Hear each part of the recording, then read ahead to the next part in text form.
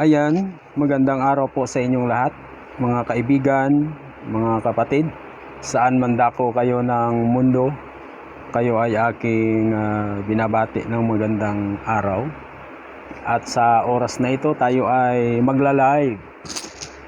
Ito ay may patungkol sa isang issue na ibinangon ng ating isang kaibigan na si Eric Villanueva. Tungkol ito sa isyong ikapo, mga kaibigan at mga kababayan.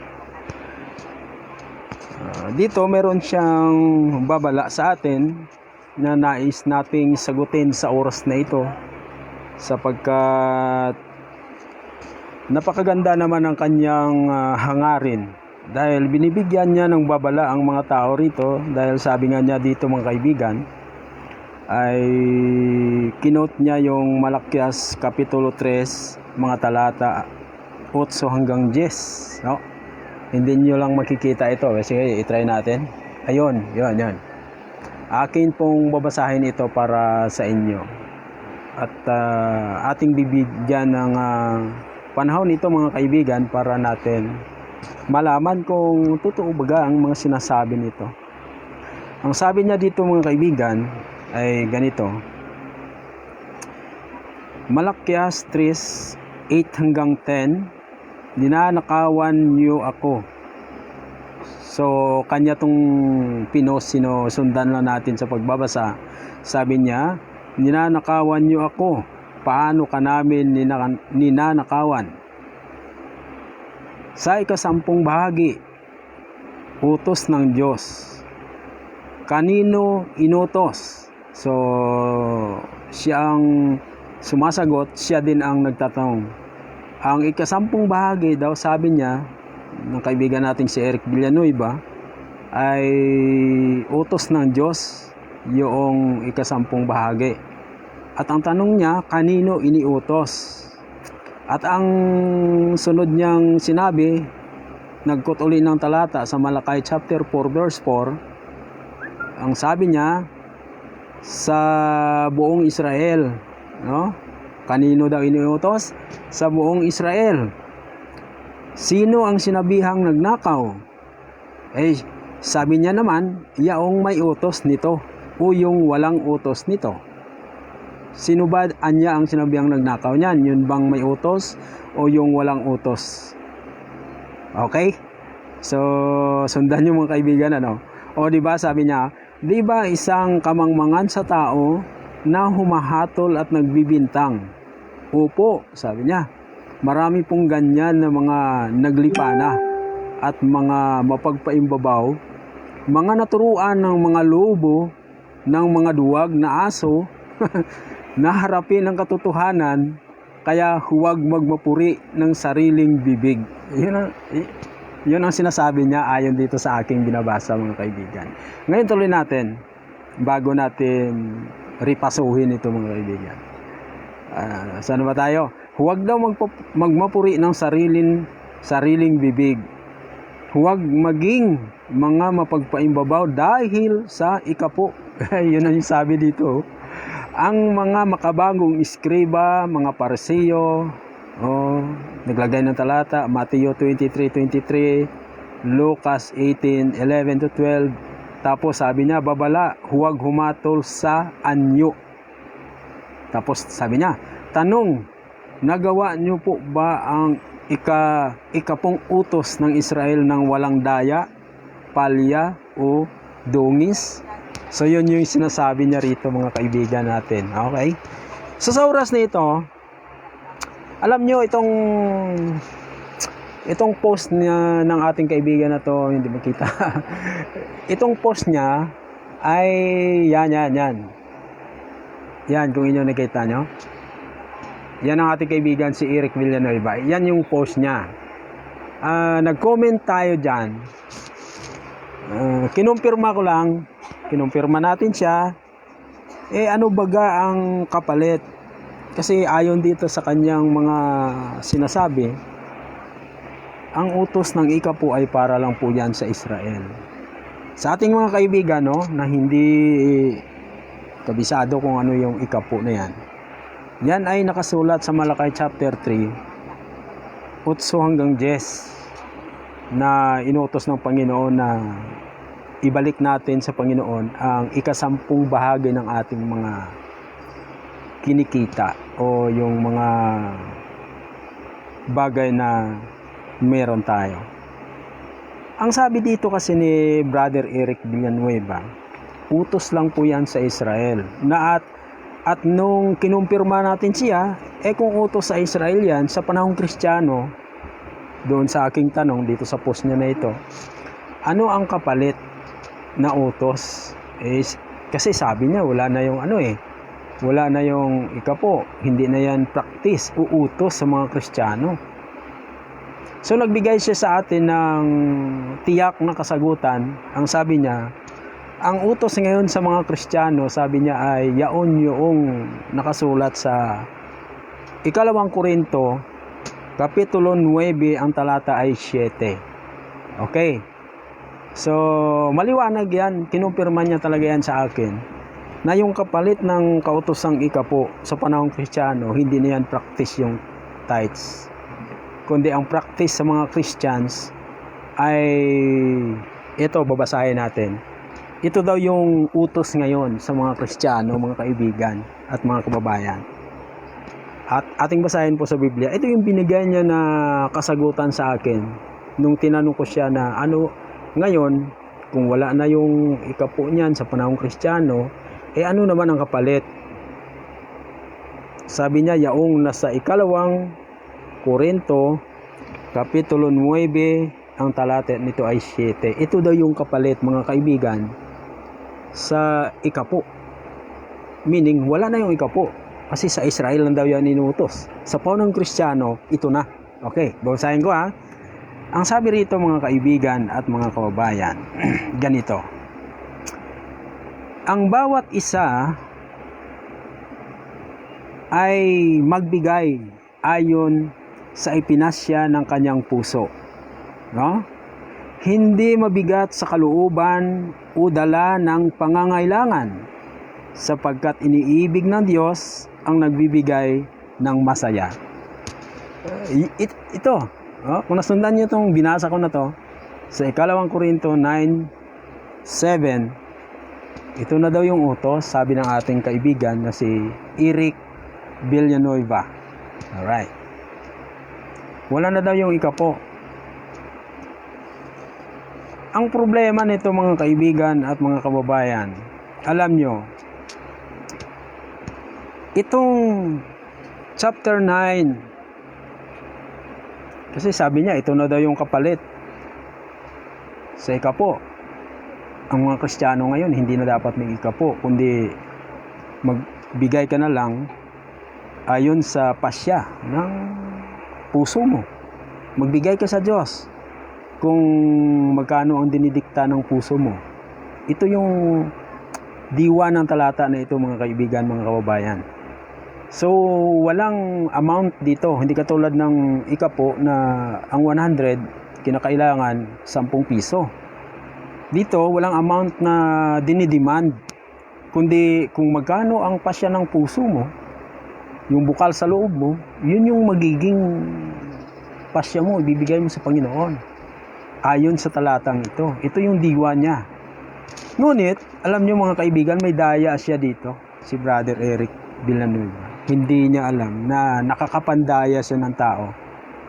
Kung tawagin mong ito'y utos sa mga Kristiyano, mali. Alam niyo mga kaibigan kung bakit nasabi nating mali?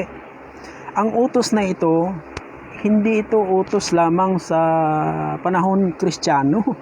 Hindi ito utos sa panahon ng Kristiyano lamang. Papatunayan natin. Okay. Ito si Brother Eric Villanueva. Baka magulat ito pagka isiniwalat natin yung kamalian ito no? Utos daw sa Kristiyano ang magbigay ayon sa pasya ng puso, yung bukal sa loob mo. So kung utos lang dun sa mga Kristiyano, sabi ko nga sa kanya, sabi ko nga sa inyo mga kaibigan at mga kababayan, doon siya nagkamali. Kung ang conclusion niya ay utos sa Kristiyano, yung 2 Corinthians 9:7, mali. Bakit natin nasabing mali? Eto. Tingnan natin sa aklat ng Exodo. Di ba? Exodo, malapit-lapit sa Genesis ito mga kaibigan, mga kababayan. Exodo chapter 25 verse 2. Ito Exodo chapter 25, ang talata nito ay 2. Tingnan nga natin kung utos ba yun sa mga Kristiyano at hindi utos dito. Basahin ko Kinig kayo at lalo ka na Brother Eric Villanueva. Pakinggan mo maigi ito Yung pagbibigay na bukal sa loob, hindi lang para sa Kristiyano yan, kundi para din yan sa Israel. Ito Okay. Exodus chapter 25 verse 2, sinasabi, sabihin mo sa mga anak ni Israel na sila'y magdala sa akin ng isang handog. Tanggapin ninyo ang handog para sa akin mula sa bawat tao na ang puso ay nagkukusang loob. O hindi ba yan ay, pag sinabing kusang loob, hindi ba yan ay ibig sabihin ay yun yung pasya mo? Hindi yung pasya ng Diyos. So dito mga kaibigan, mali yung pangangaral ni Brother Eric Villanueva na wala na niyang ikapo at ang kapalit ay magbigay ka na lang ayon sa pasya, ayon sa gusto mong ibigay, kasi yan yung dikta ng puso mo. Sa Old Testament yan yung sinabi ni Apostol Pablo dito sa 2 Korinto 9:7, ang diwa niyan, yung pattern nito ng pagbibigay na bukal sa loob, kinuha ni Apostol Pablo yan doon sa Exodo chapter 25 verse 2. Kaya bakit mo sabihin utos sa Kristiyano? Mali. Hindi utos sa Kristiyano yon, kundi pati sa Israel, yung pagbibigay ng kusa o yung bukal sa loob ay utos din sa Israel ng Diyos yan. Di ba po? May maling pakahulugan ang ating kaibigan si Eric Villanueva sa bagay na ito mga kaibigan, mga kababayan. At ito pa, okay? Ito, magugulantang kayo dahil dito ay kung tatawagin mong kautusan ang sinasabi sa 2 Korinto 9:7, kautusan na nararapat sa mga Kristiyano, hindi yata inalam ni kaibigan nating Eric kung anong context nito. Bakit sinabi ni Pablo dito na ang diwa ng pagbibigay ay bukal sa puso, no? Hindi niya yata binasa ng buo. Kasi nga mga kaibigan, mga kapatid, kung binasa niya ng buo ang 2 chapter ng 2 Corinthians, simulan niya sa chapter 8 hanggang sa chapter 9, makikita niya rito na mayroong pangyayari dito na naganap. Na naganap sa mga taga-Korinto. Ano pong naganap dito? Siguro mas maigi. Babasahin natin ang kapitulo 9 ng 2 Corinthians para makita din ni kaibigang Eric kung bakit nangyari yung pagbibigay na kusang loob or yung puso mo ang magpapasya. Ito, babasahin natin kung anong nangyari dito. Dapat kasi Brother Eric, nagbabasa ka ng context, hindi yung kukuha ka lang ng isang talata at mag-conclude ka na yung ikapu wala na at ang pinalit ay kusang loob na pagbibigay. Dapat nagbabasa ka ng buong konteksto ng Biblia. Ito, basahin natin Simulan natin sa chapter 9, 2 Corinthians chapter 9. Tuloy-tuloy hanggang sa kinot mong talata sa verse 7. Para makita natin kung anong pinag-uusapan dito. Sabi dito, ngayon, 9:1 simulan natin. Ngayon, kalabisan na para sa akin na sulatan kayo tungkol sa paglilingkod para sa mga banal. Sapagkat nalalaman ko ang inyong pananabik na aking ipinagmamalaki tungkol sa inyo sa mga taga-Macedonia, na ang Akaya ay nakapaghanda na noong nakaraang taon pa, at ang inyong sigasig ay nakapukaw sa karamihan sa kanila. Subalit, aking isinugo ang mga kapatid upang ang aming pagmamalaki tungkol sa inyo ay huwag mawalan ng kabuluhan sa bagay na ito. Sundan po natin. Upang ayon sa aking sinabi, kayo'y makapaghanda. Baka sakaling nasa verse 4 na tayo, baka sakaling kung ang ilang taga-Macedonia ay dumating nakasama ko at kayo'y maratnan na hindi handa, kami ay mapapahiya upang hindi na namin sabihin pati kayo sa pagtitiwalang ito. Verse 5, kaya't iniisip ko na kailangang himukin ang mga kapatid na maunang pumarian sa inyo at ihanda agad ang inyong kaloob. Sundan ninyo, anong ihanda dito? Ang kaloob na ipinangako ko ang una, upang ito'y may handa bilang isang kusang loob na handog at hindi sa pilitan.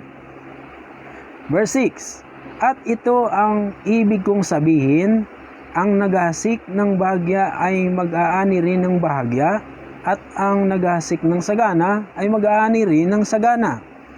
Ito na nga ang verse 7. Ang bawat isa ay magbigay ayon sa ipinasya ng kanyang puso, hindi mabigat sa kalooban o dala ng pangangailangan, sapagkat iniibig ng Diyos ang nagbibigay ng masaya. Nasundan niyo po ba mga kapatid? Ang mga binasa natin, although na ang diwa na gusto ni Pablo na mangyari dito ay ang pagbibigayan na bukal sa loob. Sundan nyo ang diwa na gusto ni Pablo na mangyari sa mga kapatid, sa taga-Akaya, maging sa mga taga-Korinto, ang diwa ay dapat magbigay na may kusang loob. Bakit sila magbibigay? Sapagkat ayon sa ating mga binasa, magkakaroon ng tulong sapagkat mayroong isang iglesia na nangangailangan ng tulong, mga kaibigan, mga kapatid. Ang liwaliwanag ng context nito, mga kapatid. So, nangangahulugan na hindi naunawaan ito ni kaibigan nating Eric Villanueva kung ano ang naisip parating ni Pablo sa mensaheng ito dito sa 2 Korinto 9:7. Nagkamali siya dito mga kaibigan. Ang nangyayari dito ay isang pagkukolekta ng mga itutulong sa isang iglesyang nangangailangan dahil nagkaroon ng pangangailangan dito. Kung babasahin na natin uli ang verse, yung chapter 8, aatras lang tayo ng isang chapter tungkol sa pagbibigay doon sa mga naghihikahos ng mga kapatiran. Ay, hindi sinabi dyan mga kaibigan, mga kapatid, na yung 9:7 ng 2 Corinto ay utos sa mga Kristiyano. Ito yung pattern ng pagbibigay. Yes, tama ito. Pero huwag niyang sabihin na ito'y kapalit ng ikapo. Wala dito, mga kaibigan, mga kapatid. Hindi pinagkikwentuhan dito na yung ikapo ba ay wala na, or yung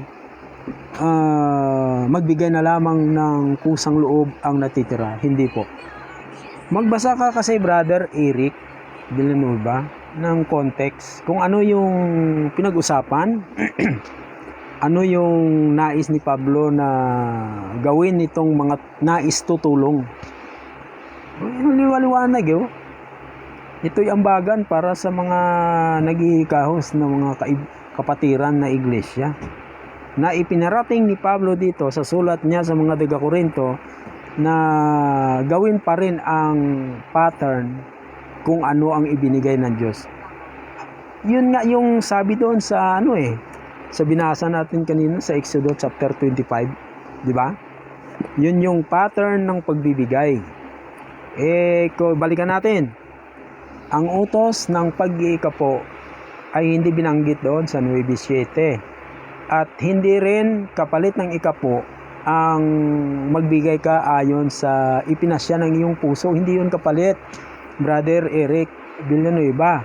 Kundi yun ang pattern na kinuha ni Apostol Pablo doon sa Exodus chapter 25 verse 2, na ang mga tao dapat kihandog sa Diyos, kitulong sa kapwa-tao, sa iglesia, etc. Ang pattern ng pagbibigay ay kusang loob. Ay, yung utos na yan, utos sa Israel din dati. Yung 9:7, Brother Eric Villanueva, yun yung alamin mo. Huwag kang magmamadaling mag-conclude na ito na yung utos para sa Kristiyano. Mali ka. Balikan mo, basahin mo yung Exodus chapter 25 verse 2. Hindi lang Exodus chapter 25 verse 2 ang mayroong talatang ganyan, mayroon pang marami niyan. No? So, ito ang nais kong iparating sa ating kaibigan, Brother Eric Villanueva, na ang sinabi mo sa atin ay yung 9:7 ng 2 Corinto ay kapalit ng ikapo. Mali po yan. Hindi yan kapalit. Kundi nagkaroon ng ambagan dyan yung mga kapatid. Basahin mong buong context ng chapter 9. Kung hindi ka pa kontento, umpisahan mo sa chapter 8 ng 2 Corinthians up to chapter 9.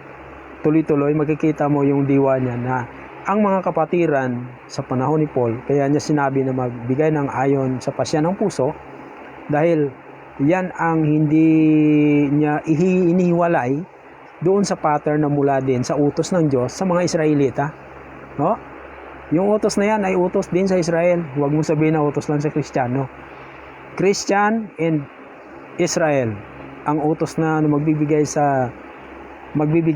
ng ayon sa pasya ng puso ay sa lahat yan. Hindi yan para lang sa Kristiyano. So yun po, nasagot na natin ang isang issue dito. At mayroon pang issue si Brother Eric na dapat rin natin sagutin. Mamaya-maya, yung marami siyang issue dito mga kaibigan. Mayroong sabat, mayroong yan, ikapo, mayroong kautusan. Basta marami siyang issue dito na ibinangon. Isa-isa natin yan sa pagsagot. So muli, nice kong balikan mo, Brother Eric Villanueva, yung Exodus chapter 25 verse 2, i-compare mo sa 2 Corinthians 9:7. Pareho ang diwa niyan.